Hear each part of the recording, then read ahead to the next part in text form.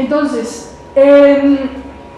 esos pequeños grupos reducidos de personas, de hombres interesados en tareas intelectuales, utilizan el texto del Canon Episcopi como autoridad, si se quiere, como digamos doctrina oficial aceptada por parte de la Iglesia. Aquí les hago uno de los varios paréntesis en los cuales espero no extenderme mucho. En la Edad Media no saben muchas cosas, ¿cierto? En la Edad Media la comunicación no es muy fácil. En la Edad Media lo que uno escribe no es demasiado sencillo de difundir ni de diseminar.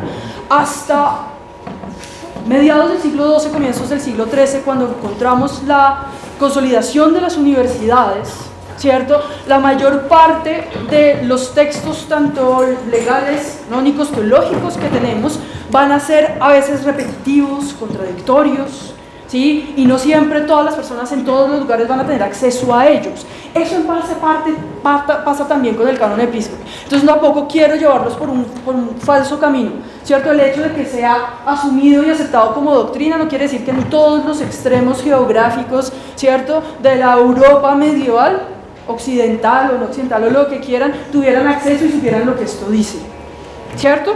Pero al menos es una autoridad aceptada. Y para la Edad Media las autoridades son importantes, como vamos a ver en un momento, ¿cierto? Y en este documento nos hablan sobre algunas brujas, ¿sí? Y sobre estas brujas nos queda la impresión, después de leerlo, no sé si ustedes coincidirán conmigo en un momento que lo miremos, que estos supuestos actos de brujería, para el siglo X es lo que están pensando, desde la Iglesia, ¿cierto?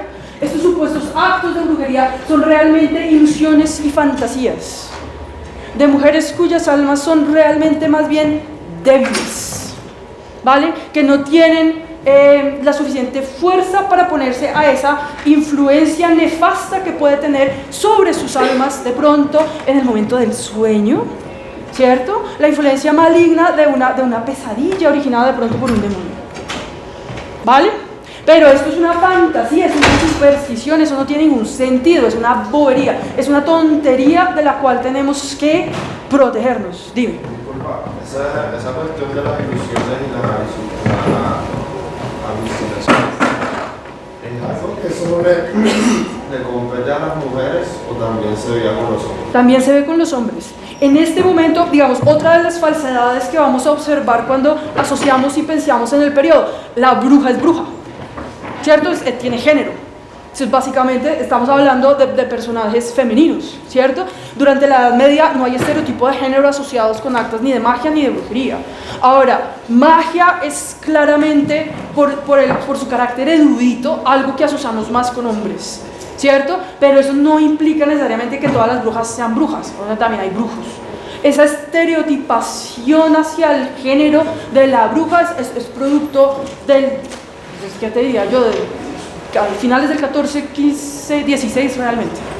Ahora al final, este texto lo quiero comparar con otro luego que se llama el Maleus Maleficarum, no sé si ustedes han oído hablar de él. Maleus Maleficarum es el martillo de las brujas, Maleficarum, si ven ustedes la desinencia latina, arum es femenina, ¿cierto? Y cuando uno lee el prólogo es una arenga de misoginia bastante fuerte. Es uno de los primeros documentos en donde tenemos claro el estereotipo de género, porque incluso algunos de los manuales inquisitoriales sobre los que está basado no van a tener esa diferenciación de género particular. No sé si eso responde a tu pregunta. Entonces, como les digo, trato de responder. Entonces, yo les estaba diciendo que estos actos de brujería, ¿cierto?, son más bien el producto de las fantasías e ilusiones, influencias sobre los sueños de personas con almas débiles, entre ellas encontramos a las mujeres, y por lo tanto, creer en los efectos reales de la brujería, creer que una bruja puede salir y montarse en una escoba o puede volar con la diosa Diana, como nos va a poner el ejemplo ahorita, y reunirse con otras brujas, es una fantasía, es una superstición, ¿vale? Es algo pagano y por lo tanto es herético. Perdóname, pero es que las brujas también se desdoblan y se convierten en pájaros y vuelan por todo lado. Ya te muestro el texto del Canon Episcopi para que veamos de qué estamos hablando, ¿cierto? Entonces aquí es donde me disculpo por no haberles alcanzado a traducir el fragmento, ¿cierto? Vamos, leámoslo juntos, ¿cierto? Obispos y sus oficiales deben buscar con toda su fuerza, ¿cierto?, erradicar completamente de sus parroquias la perniciosa práctica de predecir el futuro, ¿cierto? Sortilegium sería el término en latín. Trabajar magia perjudicial. Este término en particular nos genera bastante conflicto porque es difícil de traducir y en un rato miramos por qué. Es maleficium. Y usualmente cuando identificamos magia o brujería en los documentos es el término que se va a utilizar, ¿cierto? Es maleficium lo que aparece con frecuencia, pero eso va a la intención, no al acto. Y de eso hablamos ahora en un momento, ¿cierto? Que fue inventado por el diablo y que si lo encuentran, o que si encuentran que cualquier hombre o mujer es un seguidor de esta actividad criminal, deben arrojarlo de la parroquia en completa desgracia, porque dice el apóstol, y ahí después tienen lo que dice el apóstol, ¿cierto? Luego de que se ha dado una primera y segunda oportunidad, ¿cierto? Manténgase alejados de la persona que es un hereje, porque conocen que alguien de este tipo ha sido convertido, pues subvertido, eso existe como palabra. Aquellos que han abandonado a su creador y que buscan los favores del diablo han sido subvertidos y son ahora prisioneros del demonio. Por lo tanto, la Sagrada Iglesia debe ser limpiada de tal enfermedad, ¿cierto? También no debemos evitar mencionar o no debemos dejar de mencionar que algunas mujeres malditas, ¿cierto?, han sido convertidas justo a Satanás, se han tornado hacia Satanás y han sido llevadas lejos por medio de las ilusiones y las fantasías producidas por los demonios. Y esto yo les hago ahorita hincapié en un par de cositas que espero que miremos con más detenimiento en un momento. La noción de fantasía, ilusión e engaño, ¿cierto? La idea de que la magia implica siempre esta idea de decepción y de engaño, ¿cierto? Ellas creen y alegan que en compañía de Diana, una diosa de los paganos, un gran número de mujeres cabalgan, ¿cierto? No dicen exactamente qué, durante las horas de la oscuridad sobre ciertos animales, y que durante el silencio de los muertos, pues de lo más oscuro, de lo más profundo de la noche, atraviesan muchos territorios, ¿cierto? Muchas distancias en términos de territorio, y obedecen los comandos de Diana como su señora, ¿cierto? Y que en noches particulares son llamadas a su servicio, ¿cierto? Al servicio de la diosa Diana. Si tan solo estas mujeres fueran las únicas en perecer por su traición y no hubieran arrastrado mucha otra gente con ellas a estas violentas y precipitadas muertes sin fe, ¿cierto? Por un sinnúmero de personas, me imagino, engañadas por esta idea equivocada, cree que estas cosas son ciertas, ¿vale? Primer indicio de que él no cree que estas cosas son ciertas. Cree que estas cosas son ciertas y que esta creencia los aleja de la fe correcta. Miren que ahí está el peligro.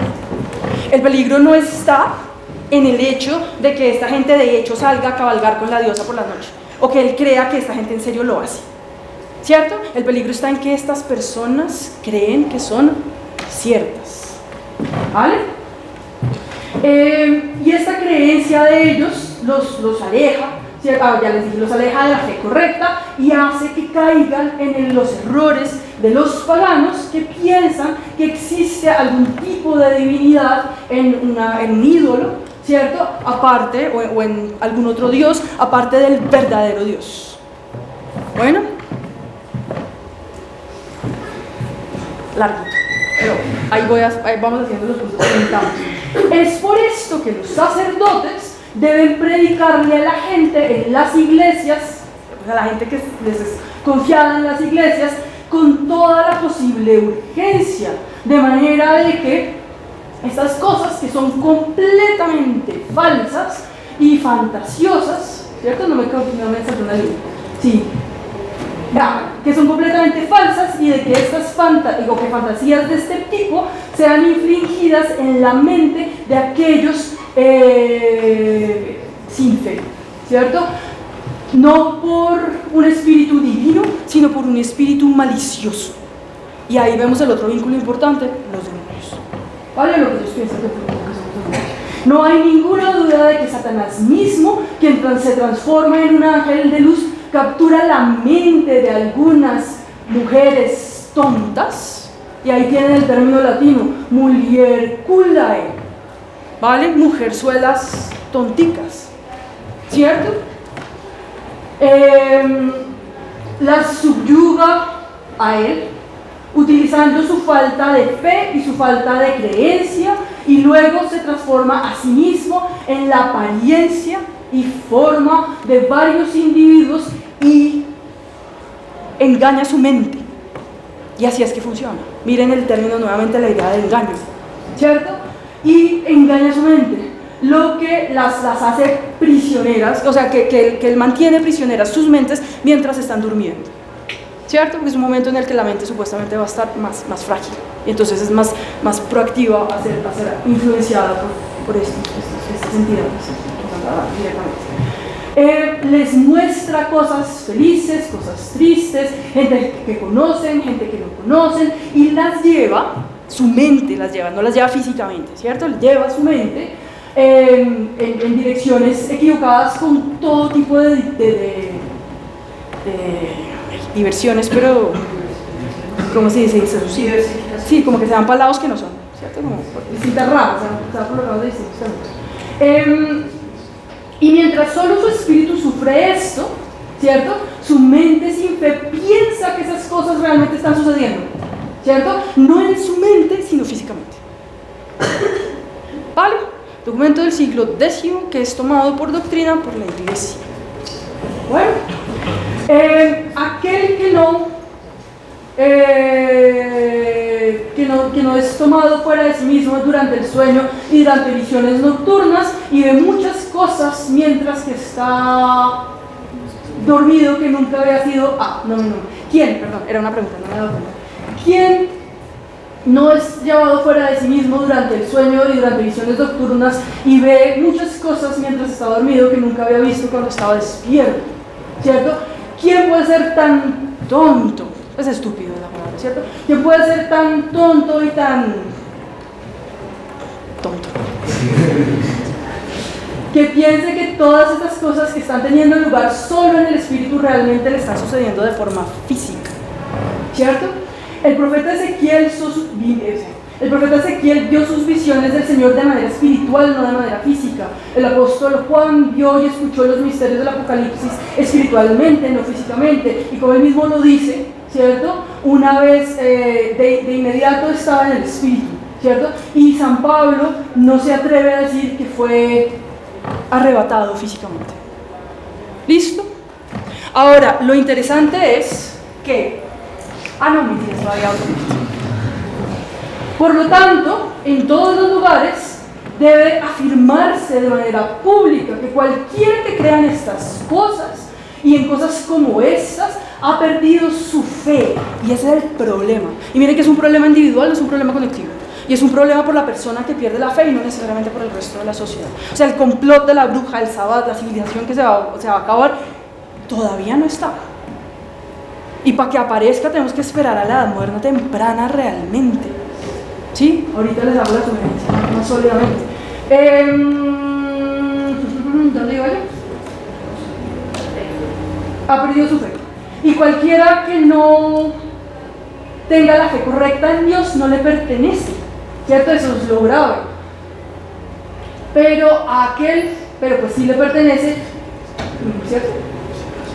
Sí, pero aquel en el que sí cree, es decir, el diablo. O sea, no le pertenecía a Dios, le pertenecía al diablo. Y miren que ahí está la preocupación. La preocupación fundamentalmente es por el alma de los personajes que se están perdiendo, ¿vale? Y es una preocupación individual, no es una preocupación, pues ¿cierto?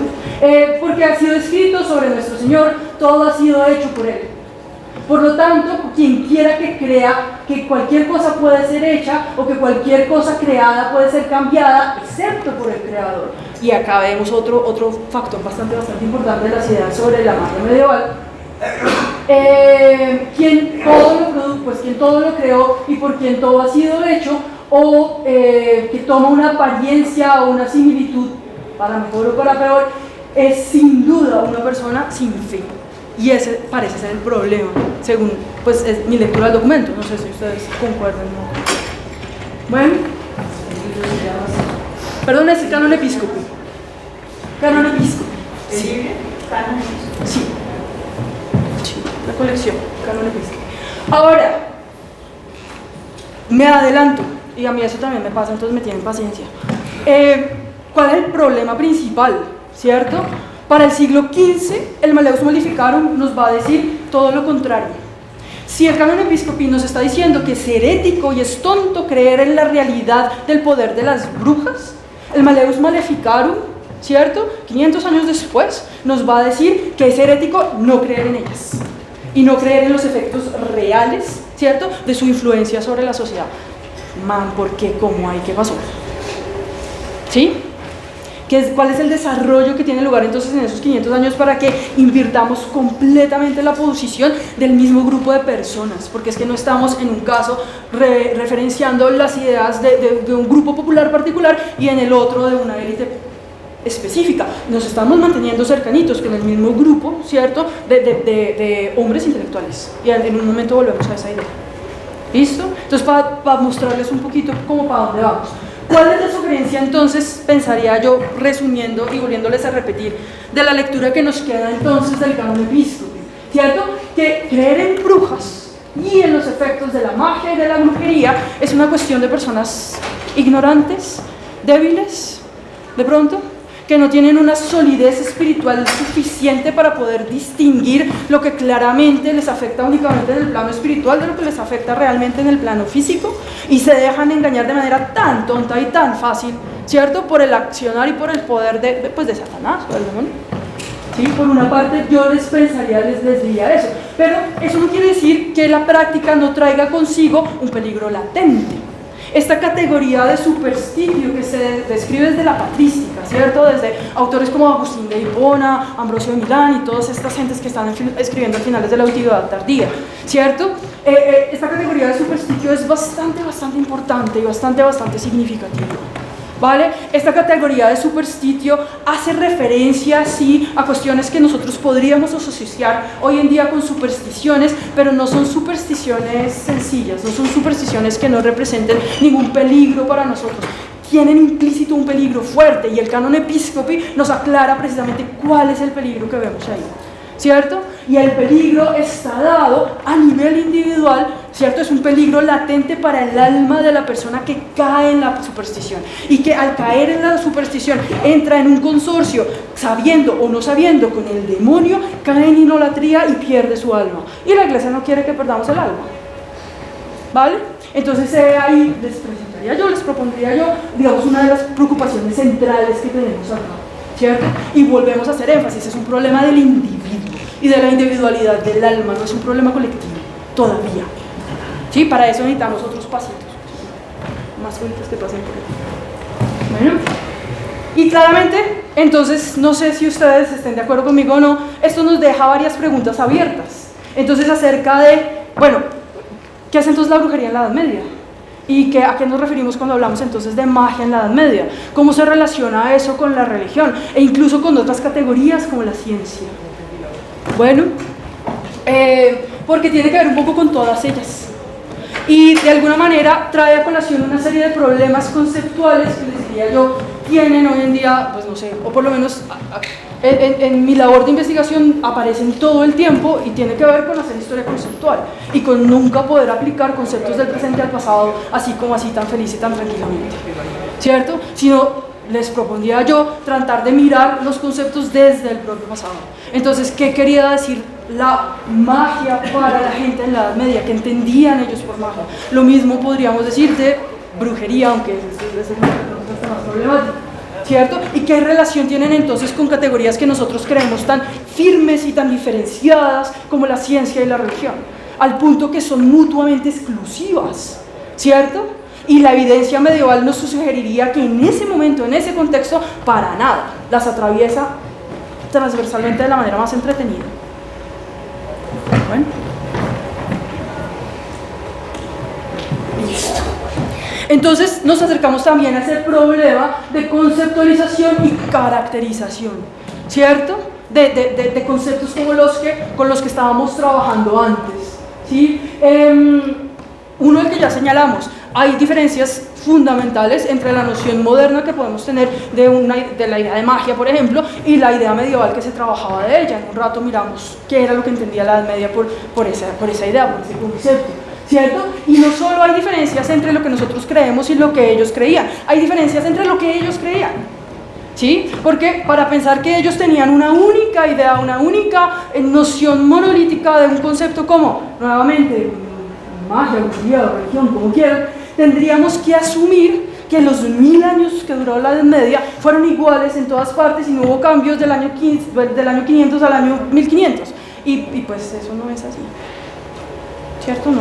Hay variaciones fuertes a nivel temporal y también a nivel geográfico y también a nivel social, entre grupos de personas. Lo que cree el teólogo no es lo mismo que cree el campesino y no tenemos que hacer esas diferencias tan grandes. Lo que cree el teólogo no es necesariamente lo mismo que cree el abogado y no es necesariamente lo que cree el historiador y no es necesariamente lo que cree el político ni el cortesano. Y ahí tenemos definiciones e ideas distintas de lo que es esto para la Edad Media, ¿vale? Y para allá es que vamos. ¿Sí? No estaba tan perdida yo. Listo.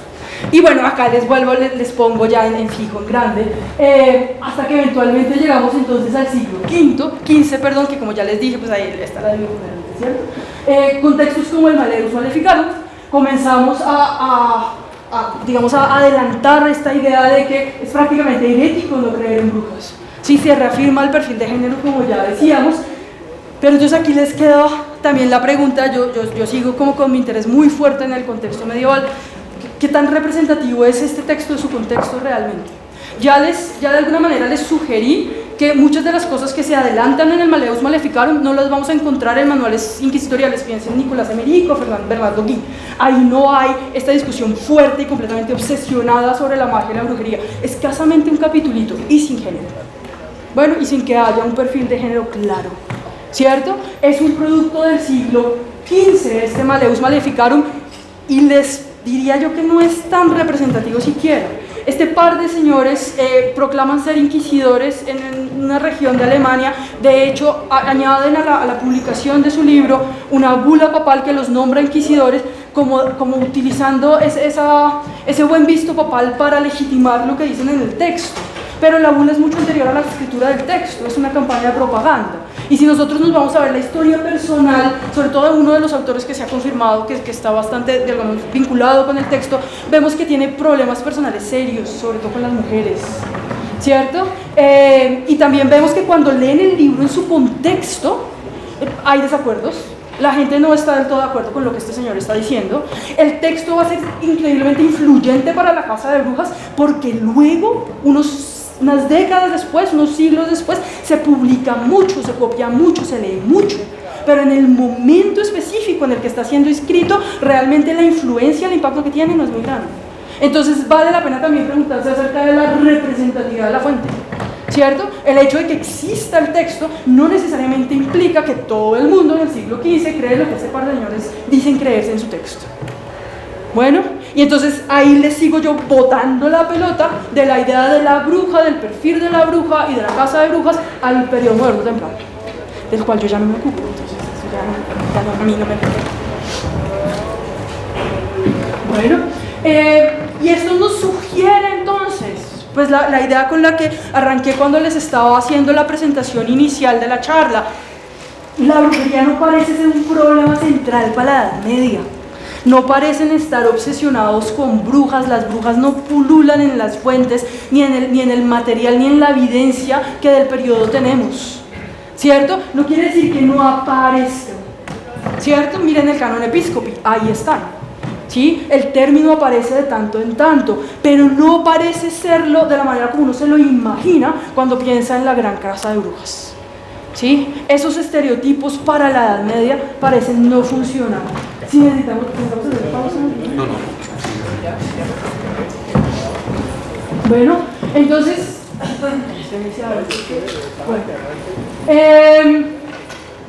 y si la brujería no aparece, ¿cómo hacemos ese tránsito entonces del canon episcopi al Maleus Maleficarum?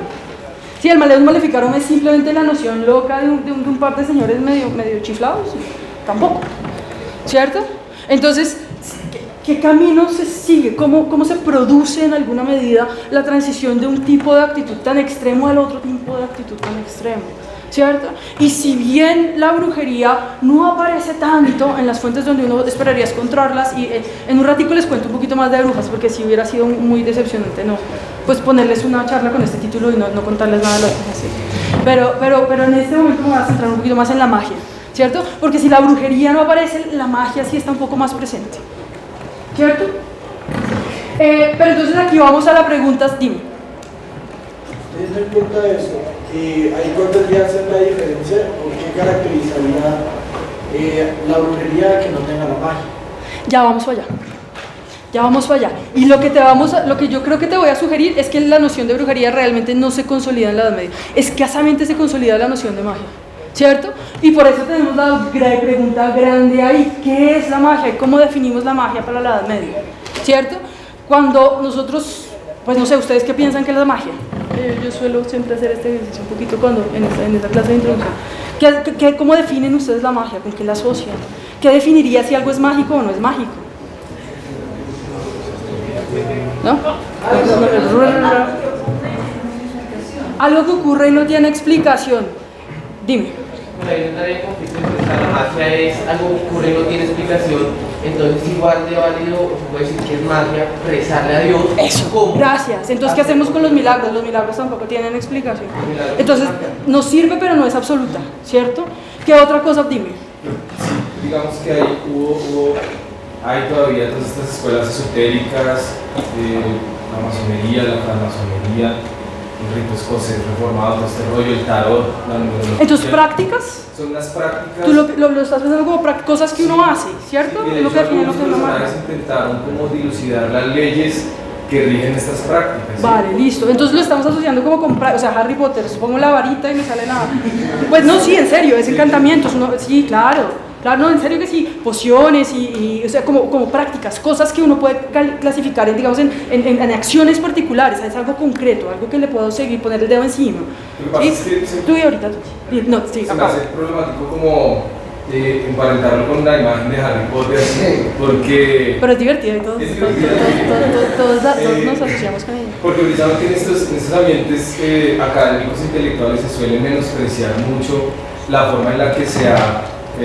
no que sea verdad o no, sino la forma en la que se ha sistematizado ese tipo de prácticas. Sí, obvio, pues yo me enfrento a eso todos los días, con este tipo de títulos de charla.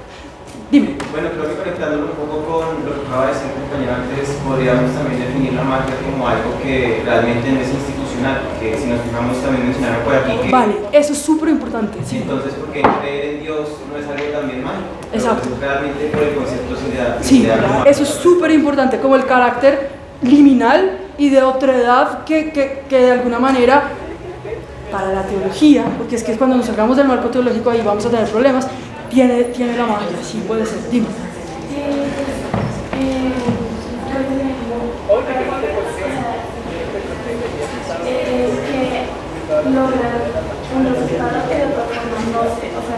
Como que por términos que pudiéramos entender para poder volver al comentario que tú hacías, no lo lograríamos. ¿Sí? Listo. Listo. Pero entonces, digamos, cuando pensar no tienes como un tipo de habilidades que no todo el mundo tiene. Listo. Que de alguna manera como que los ponen en una categoría diferencial al resto de las personas y digamos como conectarlo un poco con Agustín y eso, como en el sentido de que hay cosas a las que yo llego por fe, hay otras cosas a las que llegaría por razón y de alguna manera la magia estaría como en la mitad. Cosas vale, listo, sí, es el otro polo. De hecho, la razón la tienes en la mitad y en un polo tienes lo milagroso y en el otro polo tienes lo mágico y ahorita vemos por qué. Dime. Yo creo que, basándonos en el episcopio, yo creo que es cuando lo onírico ya transgrede y pasa a lo físico. Entonces, chévere. En ese sentido, encuentro como que sí, concuerdo con el compañero cuando hablamos de que son prácticas que se le pueden atribuir en sí a acciones deliberadas, y creo que es eso cuando lo onírico transgrede. Pero miren que una cosa, bueno, hay dos cosas que sería chévere resaltar. Una, que no fue fácil llegar a una idea de una definición clara, ¿cierto? Todos tenemos algunas ideas un poco distintas, ¿sí? Y otra cosa es que siempre nos estamos remitiendo nuevamente como a cosas visibles, tangibles que podemos hacer, a hechos, a prácticas, a cosas, no sé, desde decir el hechizo hasta hacer la poción, en serio, ¿sí? En la Edad Media la posición es completamente diferente, ¿sí? ¿Tú ibas a decir algo? Bueno, es para ver si, o sea, yo podría pensar que la magia en ese sentido podría verse exterior a lo humano, o pues sí, no como algo que los hombres realicen, sino como una sustancia a lo mejor que podría estar en... No, sí y no. Entonces, ya les digo, entonces, Cuando nosotros hablamos de magia en la Edad Media no estamos hablando de algo tangible, no estamos hablando de una práctica, no estamos hablando de algo que podamos rastrear, como decir, bueno, ahí está la receta de la pócima, entonces yo puedo seguir cómo cambia la receta de la pócima en el tiempo, ¿cierto? Y aquí están los versos de los hechizos, entonces yo miro, porque es que todo esto es súper claro, ¿cierto? Cuando nosotros hacemos historia de la magia medieval, estamos haciendo historia conceptual, estamos haciendo historia de una idea, y miramos cómo esa idea se gesta, cómo esa idea se forma y luego cómo se transforma, ¿cierto? Y como les decía hace un momento, cómo se transforma no solo en el tiempo, sino también en el espacio y socialmente, dependiendo de quién esté trabajando con dicha idea, ¿vale? Entonces, volviendo al símil del milagro que ponías tú hace un segundo, que decías, bueno, y entonces si uno le reza a Dios, ¿eso también es magia? Claramente que no para la Edad Media, ¿cierto? En la Edad Media es claramente establecido que ellos entienden que el mundo ha sido creado por un Dios, ¿cierto? En eso todos más o menos estamos de acuerdo. Ese Dios no creó el mundo al azar, así de chévere, a ver dónde caen las pelotitas, ¿cierto? Sino lo creó siguiendo unos principios básicos, unas reglas básicas.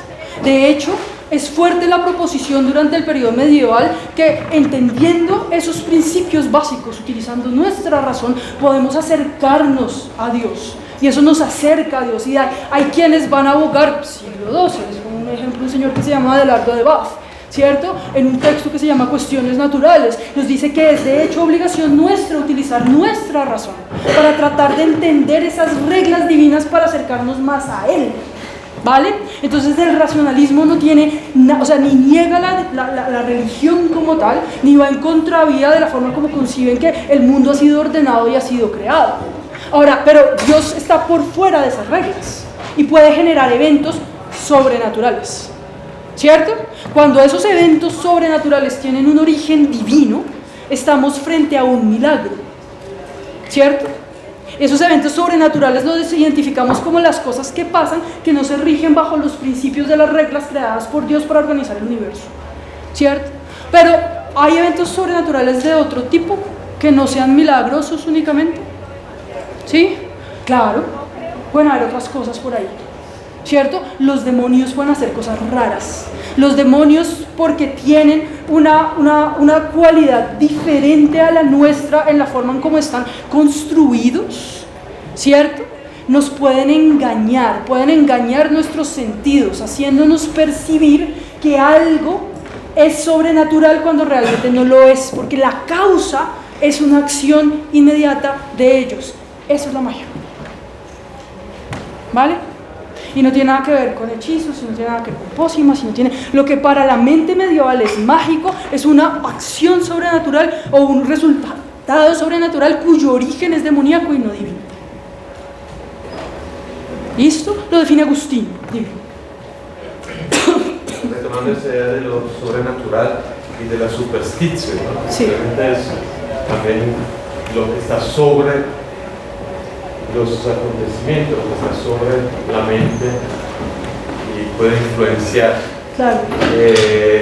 Me llama mucha atención lo que planteas, porque la superstición no necesariamente es algo que hay que extirpar. La iglesia también se apoya y aprovecha la superstición.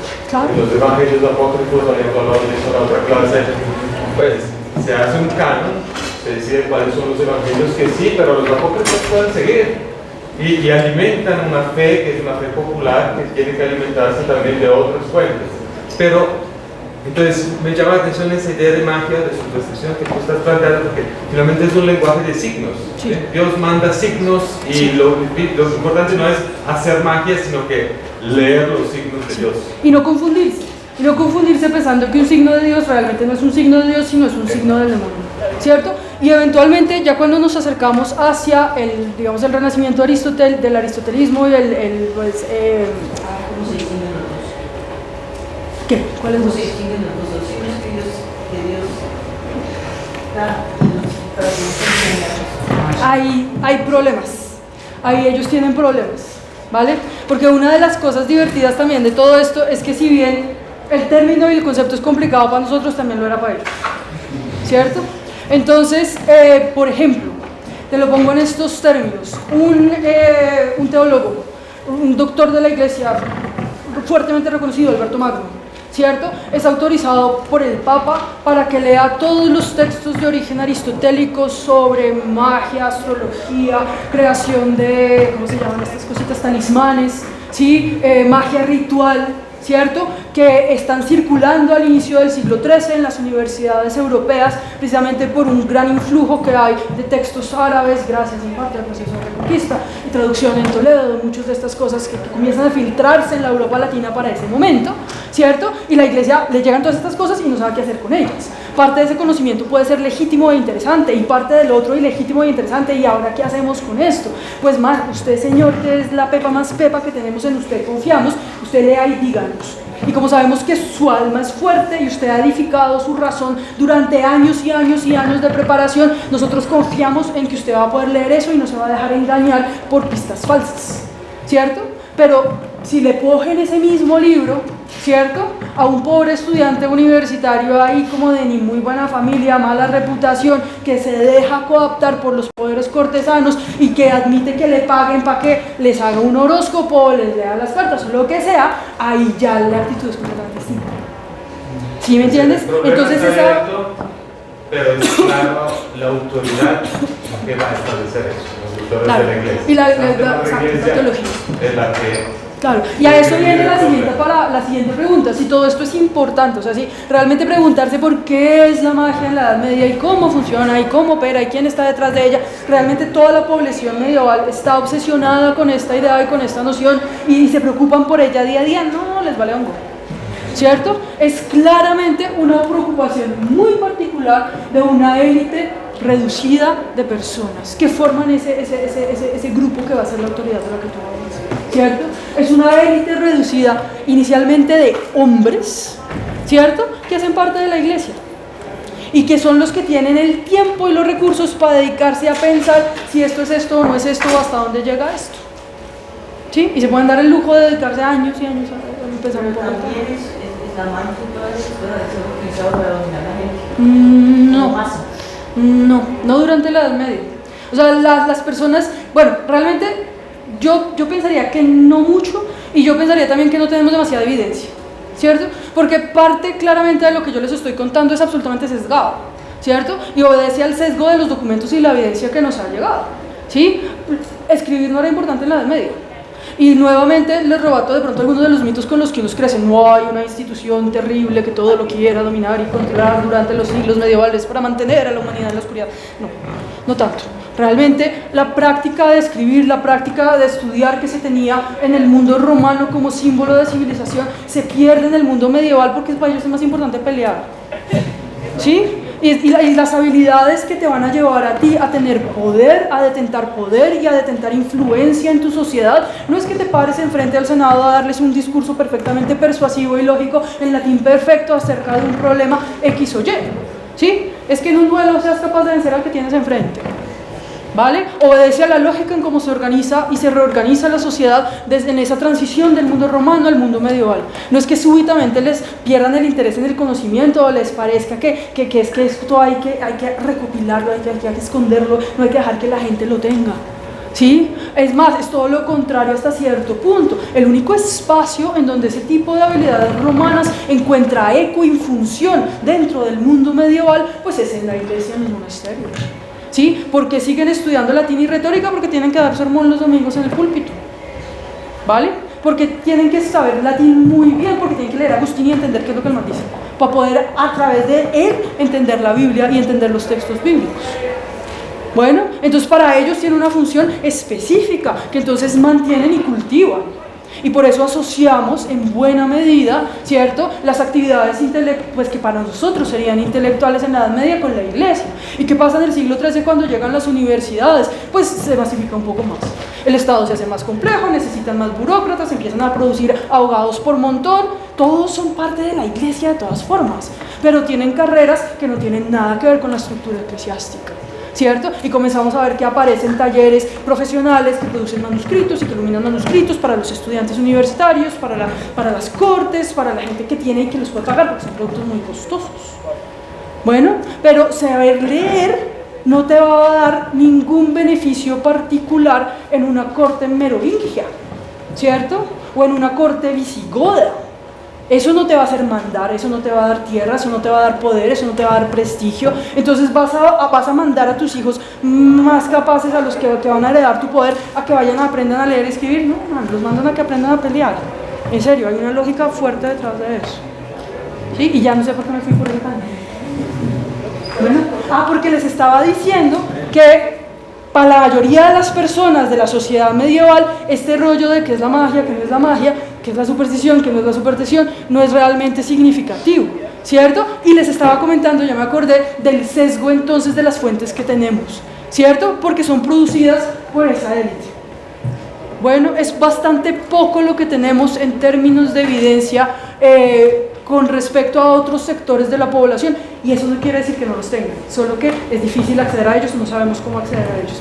Ha sido un reto bastante interesante para la gente que se ha dedicado a estudiar esto seriamente, más o menos desde los 90, acercarse a la idea y a la noción de magia popular, ¿sí? Y más frecuentemente lo que encuentra uno en los textos son como... Perdón, me distraje. Son como... Pero tengo felicidad, son como lo que uno encuentra en los textos. Pucha, ¿qué era lo que les estaba diciendo? Me distraje por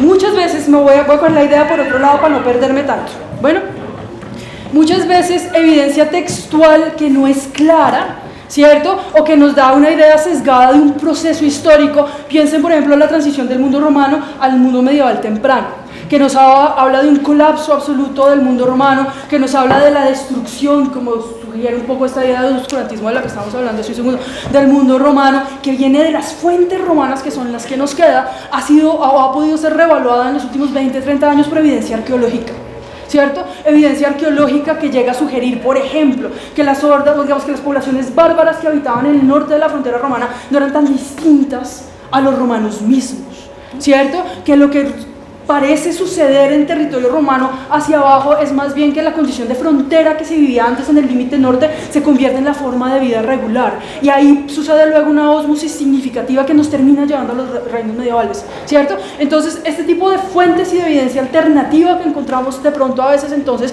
con otros medios como la arqueología no nos sirve mucho para el caso de la magia. Y no nos sirve, uno, por la naturaleza de la evidencia, es decir, si hubiesen atados,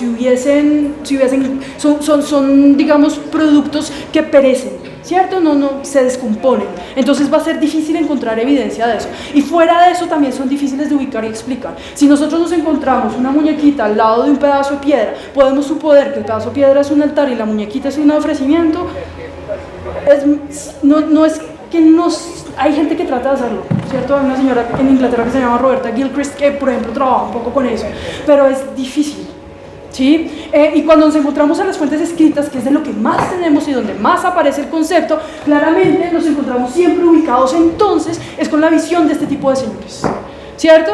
Hay algún trabajo innovador que ha hecho otra académica británica que se llama Catherine Ryder, tratando de llegar a esa visión popular por medio de manuales de confesores, ¿sí? Que implica un contacto más cercano con la gente común y corriente que los manuales de los cuales yo les voy a hablar ahorita, donde salen todas estas ideas que hemos venido discutiendo. Pero la noción de lo popular para la idea de la discusión de la magia en las medias es complicado, es difícil. Dime. ¿Cómo dijiste que se llamaba esta señora? ¿Cuál de las dos? La última. Catherine Ryder. Ryder. Sí. Listo. Entonces estamos diciendo y mostrando que de todas maneras, pues a mí me obsesiona y también tengo el lujo de dedicarme los años y el tiempo que sea a tratar de entender este problema, algo similar a lo que les sucede entonces a esta pequeña élite de intelectuales medievales que también pueden, a mí me ha intrigado siempre, y estoy interesada en estas cosas, por la sencilla razón que la magia en la antigüedad permitió la literatura. Si también hay una noche está armada, la verdad es sí, para y además la función es distinta. Pues abundan en la literatura infantil. Sí. La fantasía y la magia abundan en la literatura infantil. Pues a mí me interesó desde ese punto de vista. Sí.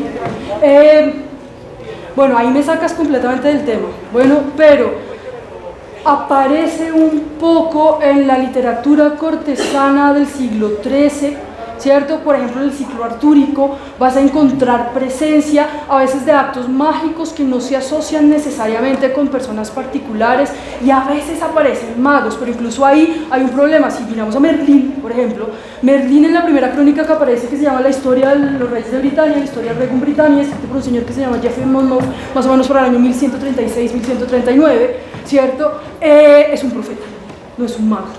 Y la razón por la que Merlín es un profeta, en el texto latino, o sea, cuando no lo llaman por su nombre, lo llaman vates, no lo llaman magus, ¿cierto? Y una de las razones que yo normalmente interpreto por las cuales hay esa diferenciación particular en el caso de Merlín en ese texto, es porque la ambigüedad, o sea, Merlín es un personaje ambiguo en términos de su moralidad, ¿cierto? Entonces se quiere dar el espacio para que se pueda pensar a Merlín como algo positivo, mientras que la magia siempre va a traer una connotación negativa. Cuando tú utilizas magus no aparece tanto, artes mágicas sí, ¿vale? En los documentos medievales como tales. Maleficium también aparece con mucha frecuencia, ¿cierto? Y eso siempre trae una connotación negativa, y la connotación negativa se deriva del hecho de que implica siempre una transacción con los demonios. O sea, de esta base, ¿cómo se dice esto? Teórica de las que les venía hablando hace un segundo, que sale de la patrística romana, en la cual se explica la magia por medio del poder demoníaco. Entonces siempre trae consigo una connotación negativa, ¿cierto? Cuando ellos utilizan el término magia, cuando ellos utilizan la idea de magia. Y aquí vale la pena entender entonces que eso también surge, no sé qué estoy haciendo que no me baja, ya. No, tampoco. Yo le digo, les picho flechita y no baja, les picho que baje y no baja, y les pongo enter y no baja. Bueno, ¿sabes qué puedo hacer? Te puedo bajar jugando con las letras que yo sigo. Sí. Ese concepto de magia como tal no surge tampoco digamos, en un contexto abierto, ¿cierto? Viene y se desarrolla en un contexto específico en la antigüedad tardía, en el que el cristianismo se está definiendo a sí mismo frente al paganismo, ¿cierto? La idea ya se me estaba yendo por otra parte, bueno, pero esto ya lo hablamos, ¿cierto? Esa definición teológica de la magia la asociamos entonces con escritores del mundo antiguo, particularmente con Agustín. Agustín, porque Agustín recoge, no porque él necesariamente salga con las ideas únicas e innovadoras. Obviamente sale con muchas ideas únicas e innovadoras, por algo es Agustín, ¿cierto? Pero recoge un debate más amplio, más grande, ¿sí? Y es en los textos de Agustín, en varios de sus textos se encuentra regado en varias obras, no solo en La Ciudad de Dios, de doctrina cristiana, también tiene discusiones importantes sobre demonios y la magia. De hecho tiene, ¿cómo es que se llama? Contra paganos también tiene algunas cosas, y tiene de hecho un texto, un tratado que se llama Sobre la adivinación de los demonios, de Divinatione Daemonorum, ¿vale?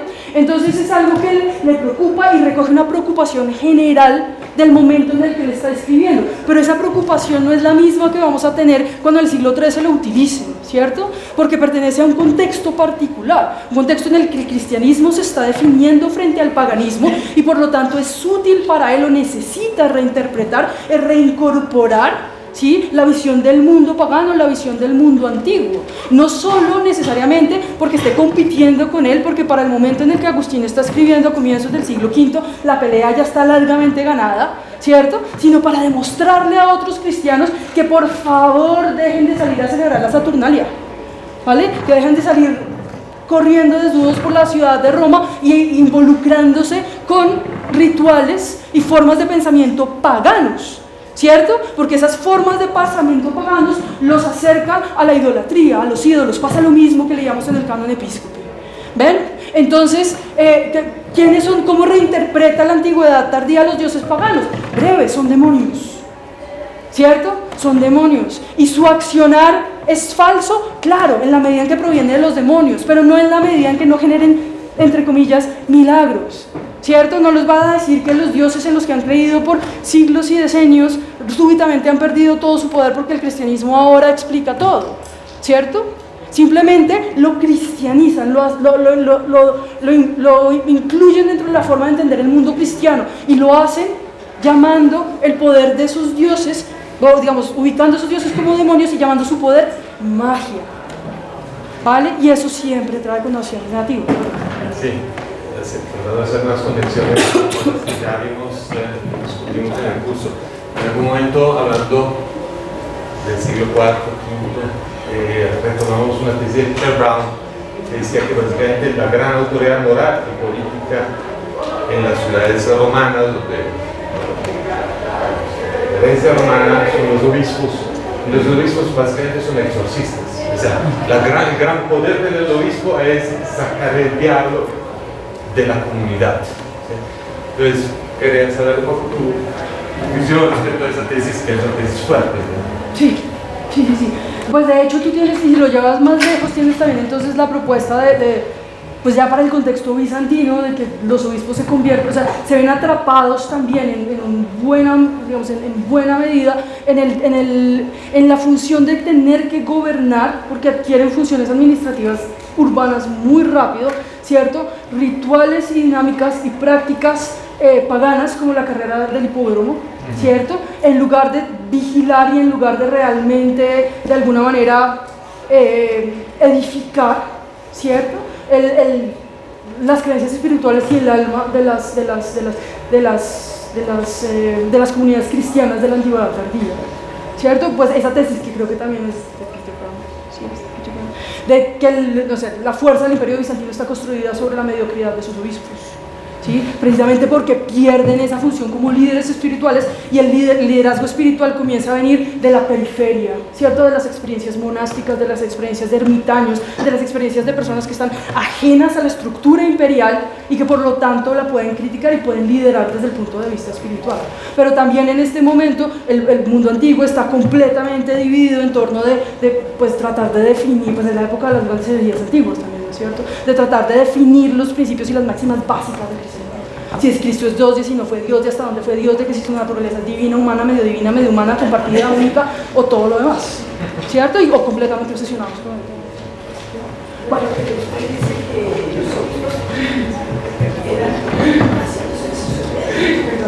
Hacia los exorcismos. Y en principio, ¿quién me puso el demonio para que los exorcizaran? Si lo ves, es un discurso teológico. ¿Sí ves? Es un discurso teológico que que necesita de alguna manera no solo reafirmar la superioridad del cristianismo frente al paganismo, porque como decíamos, eso ya se logra mediante la experiencia de Constantino durante el siglo IV, ¿cierto? Entonces, de alguna manera el cristianismo ya ha triunfado al interior del imperio, ¿cierto? Pero eso no quiere decir que de hecho haya triunfado. El reto más grande está todavía por llegar, y es cómo asimilar y cómo explicar el mundo en términos cristianos y despoblarlo entonces de simbologías y de rituales y de presencias paganas. ¿Sí? En algunos lugares ya más hacia el siglo VI, VII se logra con sincretismo, por ejemplo, ¿cierto? Se logra, pues no sé qué tan parecido sea lo que hay acá, rebautizando, o sea, ubicando en un árbol que antes era sagrado para una comunidad pagana, asocian con él un milagro de un santo, que es fácil porque los obispos son los que hacen santos, ¿cierto? El papado todavía no está organizado, no manda a nadie, todavía está bastante en pañales, ¿sí? Y entonces asocian con ese lugar particular un milagro de un santo, arman ahí un altarcito, de pronto crean una pequeña capilla con el árbol al lado o en la mitad o cerca al altar, y el lugar, la sacralidad del lugar se mantiene, pero se resimboliza, se reformula la idea, como se entiende la presencia del lugar, ¿cierto? Entonces no sé si a eso se refieren esos exorcismos particulares. O sea, no es el exorcismo real, no es como que el tipo vaya a exorcizar a gente en la calle necesariamente. ¿Vale? Recuerda lo que decía el profesor Luca Bortolucci del origen etimológico de los paganos, ¿no? Que es rural, sí, periférico, supersticioso, almas débiles, poco educadas y expuestas a la verdadera fe, y entonces más susceptibles de superstición. Claro. Pero es decir, el imperio romano era completamente pagano. Hasta el siglo III. Por eso, hasta el siglo III. Y por eso mismo no pueden ignorar, ¿cierto?, toda la raíz pagana que tienen, la tienen que resignificar, la tienen que reinterpretar, la tienen que reformular en términos que tengan lógica para la nueva visión de mundo que están proponiendo, ¿cierto? Y en buena parte, una de las estrategias que siguen, ahí es donde les digo yo que no es Agustín el único que lo hace, pero digamos él lo hace de manera más sistemática, más fuerte, más sólida, ¿cierto? Es mediante la asociación entre demonios y antiguos dioses paganos. No es que los dioses no tuvieran poder, sí lo tienen, pero el dios, o sea, no tienen poder porque sean dioses, es porque son demonios, ¿cierto?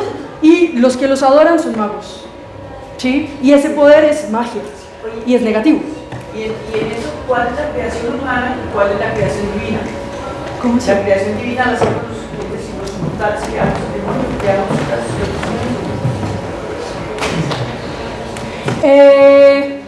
no entiendo la pregunta. Sí, es que prácticas humanas. Nosotros creamos esos mismos demonios, esos mismos supersticiones. Claro, pero no los creamos de un día para otro. O sea, no nacen de un momento a otro, pues es decir, por algo se heredan de una tradición judaica, se heredan de una tradición romana, se reformulan bajo los preceptos del cristianismo, y estamos precisamente en el momento en el que están siendo reformulados y están siendo procesados, y en ese momento no hay una demonología clara, por ejemplo. No tienen exactamente claro qué es un demonio, ni cómo se ve un demonio, ni qué es el diablo, ni qué figura tiene el diablo, y si se me va a aparecer, cómo va a ser, ¿cierto? Pero es claro que hay un diablo, ¿vale? Estamos precisamente en el momento en que están generando todo este tipo digamos, de discusiones y tratando de llegar a todo este tipo de acuerdos. Bueno, entonces, estas ideas se convierten en dogma para el resto del contexto y el resto del periodo medieval, sí, ¿cierto? Hasta cierto punto, pero eso no las va a hacer asequibles a todo el mundo inmediatamente, ¿cierto? A veces no son fáciles del todo de consultar. Bueno, y se complementan además con otro tipo de conocimiento, digamos, yendo un poco a lo que tú preguntas, que viene también de la tradición del mundo antiguo, ¿cierto? O que trata de recoger y recopilar el conocimiento que se produce en el mundo romano durante la Antigüedad tardía. En este caso, el ejemplo que les traigo son las etimologías de Isidoro de Sevilla. Isidoro es obispo de Sevilla a inicios del siglo VII, más o menos, y tiene como interés particular, pues escribe sobre todo, tiene una historia sobre el reino visigodo, tiene textos sobre la Virgen María, y tiene también, pues, por lo que es más famoso, que son las etimologías. A los historiadores modernos nos encantan las etimologías, ¿cierto? Porque clasifica todo, así como nos gusta hacer a nosotros. Entonces, si uno quiere saber qué pensaba el mundo romano sobre, o qué pensaban en el momento en que Isidoro está escribiendo sobre el estado y el carácter político, uno puede ver qué definiciones nos da Isidoro al respecto. Y si quiere saber qué conocimiento se tiene sobre las piedras y las esmeraldas, Isidoro también nos lo dice, ¿sí? En entradas como una enciclopedia, ¿vale? Es precisamente una enciclopedia. Y en esa enciclopedia Isidoro también habla de los magos, de magis, tiene un capítulo sobre los magos, ¿cierto? Habla sobre cosas sobrenaturales en otras partes también. En ese capítulo sobre los magos recoge cosas que vienen de Virgilio, de Horacio también en parte, ¿cierto? Que de alguna manera recopilan ideas y nociones prácticas, ahora sí, que se asociaban como mágicas en el mundo pagano y otras que no lo son. Él, por ejemplo, pone pitonisas, augures y, ¿cómo se llaman? Arioli, que son claras órdenes de sacerdotes romanos en el mundo romano, ¿cierto?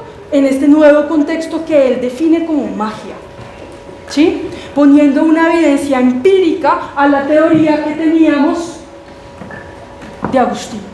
Y con ese marco teórico sale la Edad Media.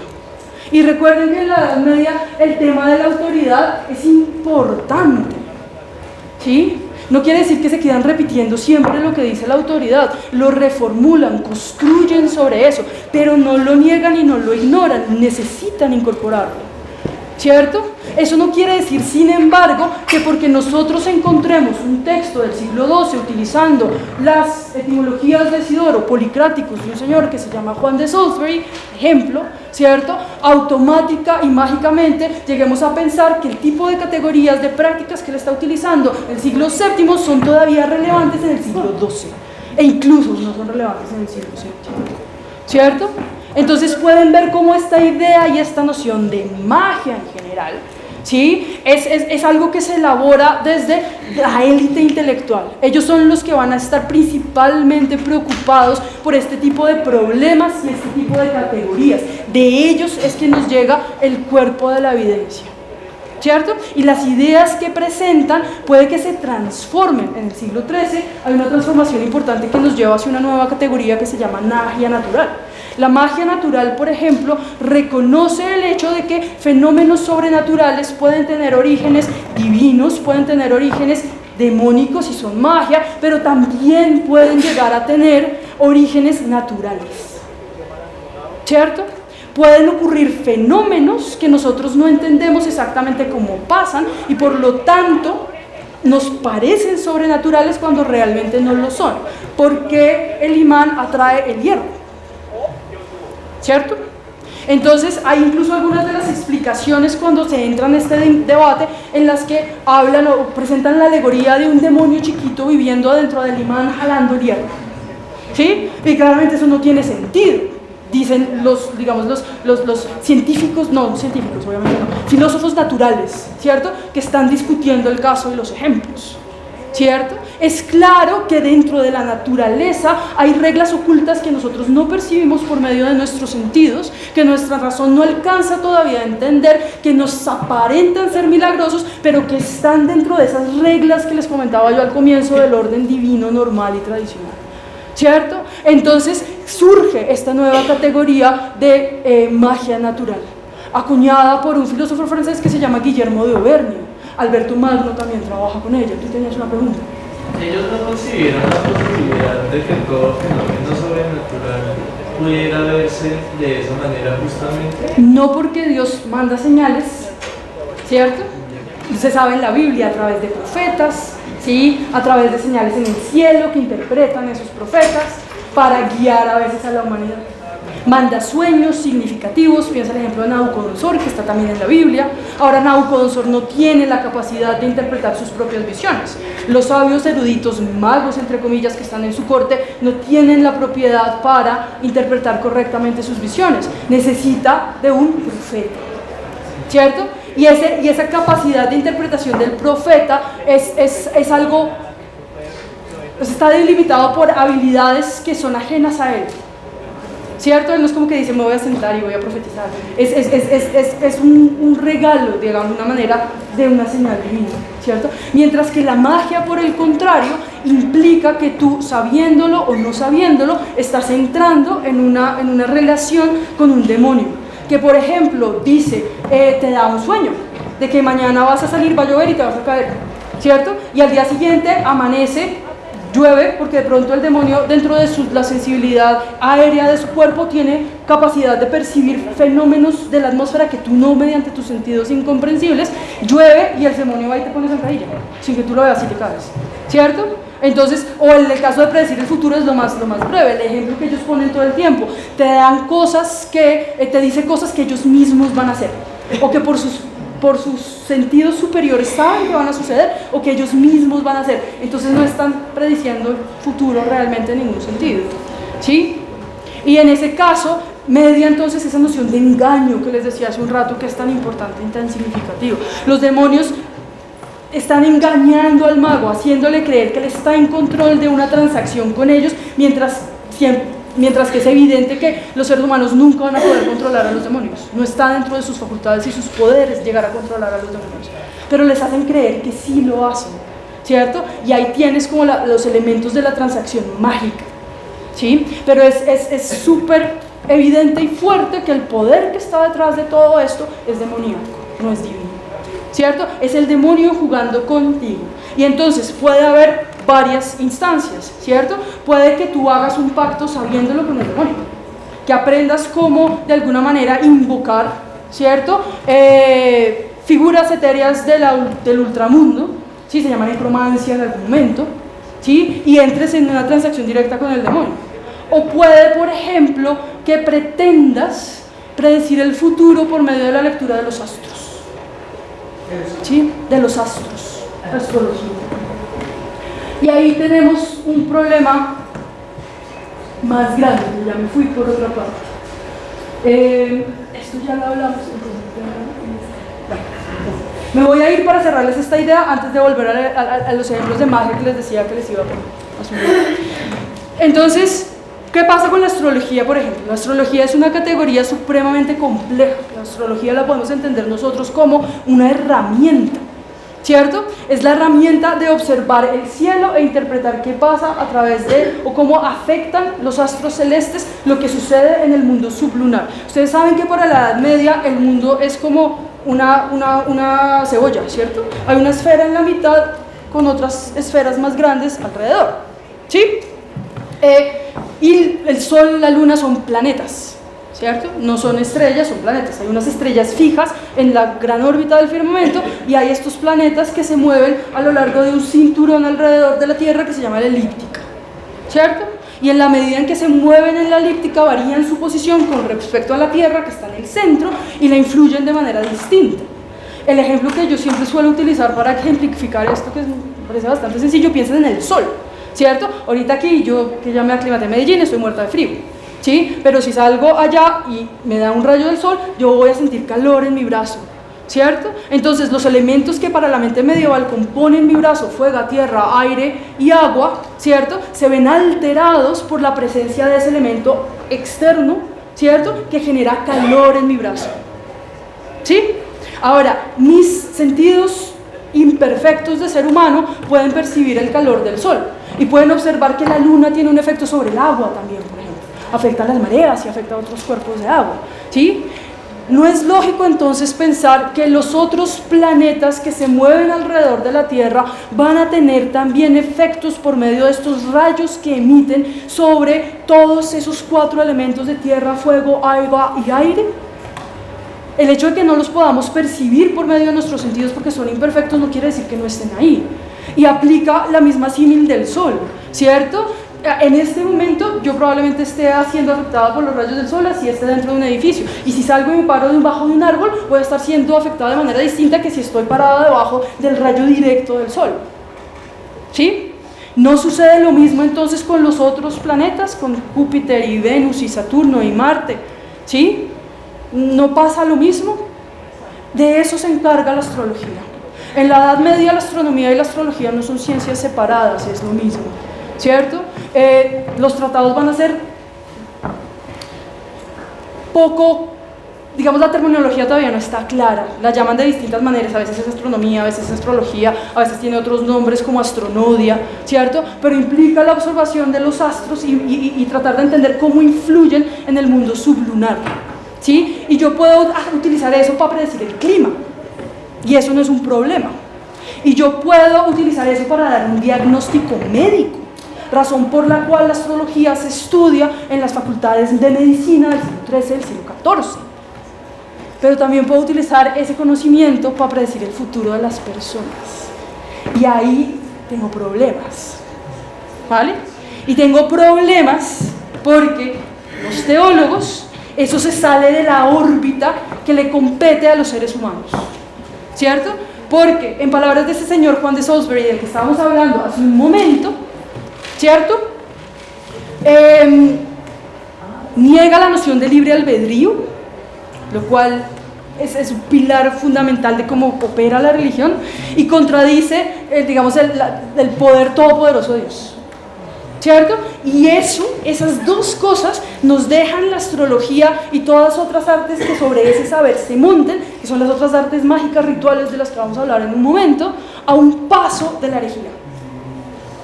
Y una vez que tenemos esa asimilación entre magia y herejía, tenemos, creo yo, el paso necesario que nos va a llevar eventualmente al Maleus Maleficarum. ¿Listo? Ahora, ¿qué hice? Me salté la historia sobre las brujas. Entonces voy a hacer el paréntesis para contarles de las brujas, porque pues como ya les decía, están en el título y tampoco es justo dejarlos ir sin hablarles un poquito de las brujas, ¿cierto? Ahora, brujas, dejamos de pronto las preguntas para el final. Les propongo lo siguiente, Carolina, que... Uy, nos estamos con los idiomas. No, pero está muy bien. Redondees lo de las brujas, hacemos un pequeño intervalo. Listo. Y dejamos la última parte de la clase para preguntas y discusiones. Lo de las brujas, la pregunta entonces es, ¿no hay brujas en la Edad Media? Como les decía, sí las hay, pero no necesariamente donde uno esperaría encontrarlas, ¿vale? Uno donde esperaría encontrar las brujas según estas ideas con las que yo les decía arrancábamos la sesión, en fuentes legales, ¿cierto? En registros de juicios en contra de ellas, en procesos inquisitoriales. Y no las encuentra uno ahí mucho, pues por no decir que no las encuentra uno ahí, ¿cierto? Hay algunas cosas, por ejemplo, hay un penitencial inglés del siglo XI en el que el término aparece el término strix o extriga, que nos habla de que hay una noción clara de que existe algo que podemos asociar con una bruja. ¿Y cuál es el tema de la bruja? Ha utilizado unos muñequitos de cera para asesinar supuestamente a su vecino, ¿cierto? El castigo es claro, a la vieja la botan al río, ¿cierto? Y al hijo que supuestamente es cómplice de él, pero el castigo y el juicio se da por asesinato, ¿cierto? La nena no es acusada de brujería. La brujería es el medio que ella utiliza para cometer el crimen, que es el asesinato. En contextos judiciales es más en ese marco que comenzamos a encontrar, ¿cierto? O que aparecen estas brujas. Sí, exactamente. ¿Sí? Después vinculados con cargos con herejía puede que aparezcan un poco más sólidas, ¿cierto? Pero ahí hay otros, digamos, otros intereses políticos que no entran al caso. ¿En la Inquisición cualquier mujer era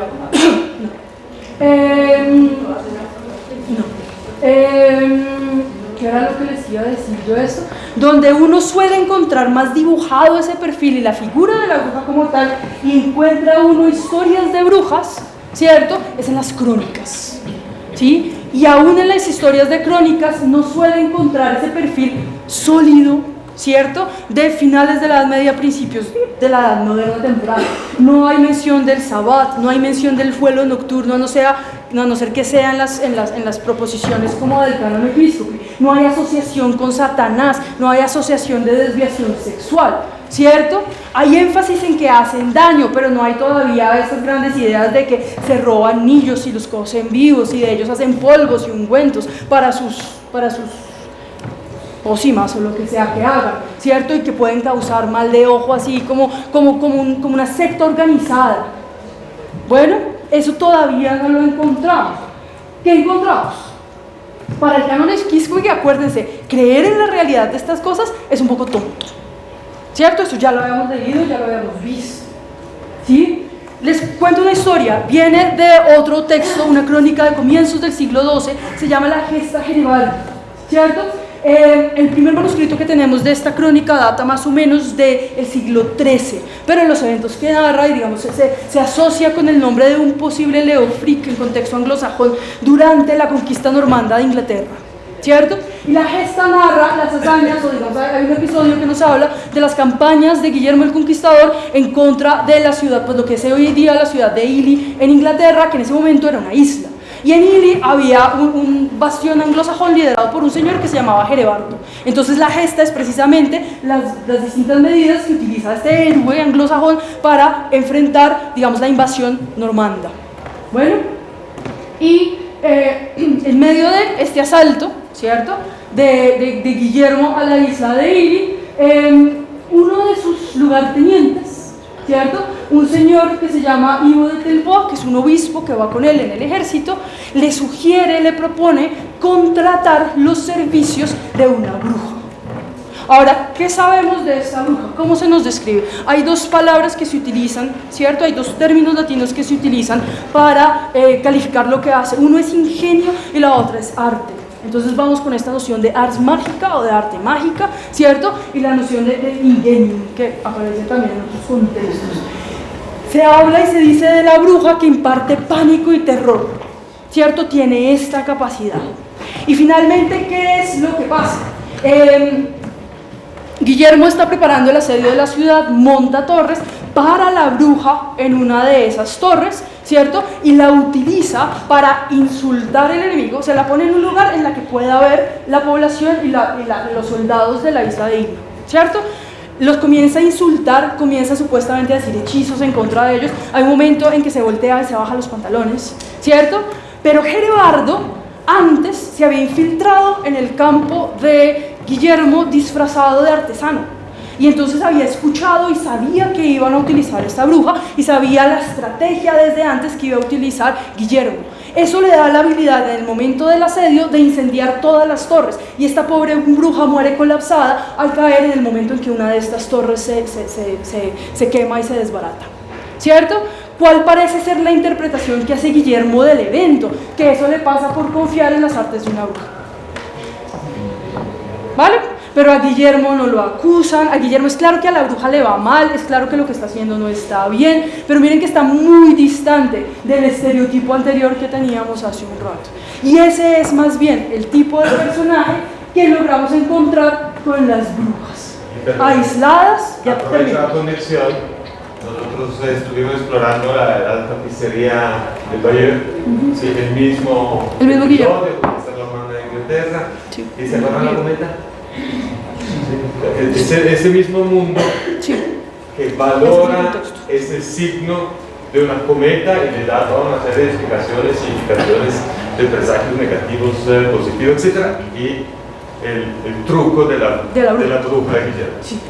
Y entonces miren que esta bruja está sola, ¿cierto? No es una comunidad de brujas que Guillermo esté contratando. Es claro que no es positivo, o sea, el tipo la contrata en secreto, a nadie le cuenta, ¿cierto? Y es negativo lo que la señora va a hacer, ¿sí? Y genera un efecto negativo, tanto para Guillermo posteriormente la moraleja de la historia, como obviamente pues se pretende que ejerza un efecto negativo para la gente que está defendiendo Ely, ¿sí? Y claramente no tiene las características posteriores que vamos a ver asociadas entonces con el Sabbat. Para eso, y entonces si quieren eso lo dejamos para las preguntas, es necesario ese paso en el que asociamos la magia con la herejía, y en la medida que es tardío, ¿vale? El último dato se los dejo. Alejandro IV, que es papa a mediados del siglo XIII, ¿cierto? Que es el que regulariza, digamos, institucionaliza la Inquisición, que ha venido funcionando unos 50 años antes, como empresa de inquisidores, no como una institución clara. Deja claro, y por aquí está el texto, entonces vean a ver si podemos saltarnos a ver, ¿cierto? Le deja claro a los inquisidores que no es de su competencia juzgar casos de magia. Para eso están los obispos. Los inquisidores no tienen por qué distraerse por este tipo de acusaciones, a no ser que haya, y dice ahí, un claro sabor a herejía. Y ese claro sabor a herejía en el mediados del siglo XIII no queda claro. Una glosa posterior nos lo explica, ¿cierto? Pero no es competencia de la Inquisición durante los primeros 100 años de su funcionamiento lidiar con este tipo de cosas. Necesitamos después a Juan XXII, completamente paranoico, convencido de que están tratando de matarlo y utilizando y contratando magos para hacerlo, ¿cierto? Que haya un impulso desde el papado a la Inquisición a preocuparse por este tipo de problemas, ¿cierto? Y cómo lo articulan desde el punto de vista teórico, asimilando la magia con la herejía. Y una vez que tenemos ese paso, se puede utilizar toda la infraestructura de la Inquisición, o sea, del proceso inquisitorial como tal, ¿cierto?, para comenzar a tratar juicios que nosotros podemos identificar con magia, pero que ellos marcan bajo acusaciones de herejía, como es el caso de los caballeros templarios a principios del siglo XIV. Bueno, y ahí nos vamos acercando entonces un poco a Maleus Maleficarum, del que hablábamos en el siglo XV, pero ahí podemos entonces dejar redondear y cerrar.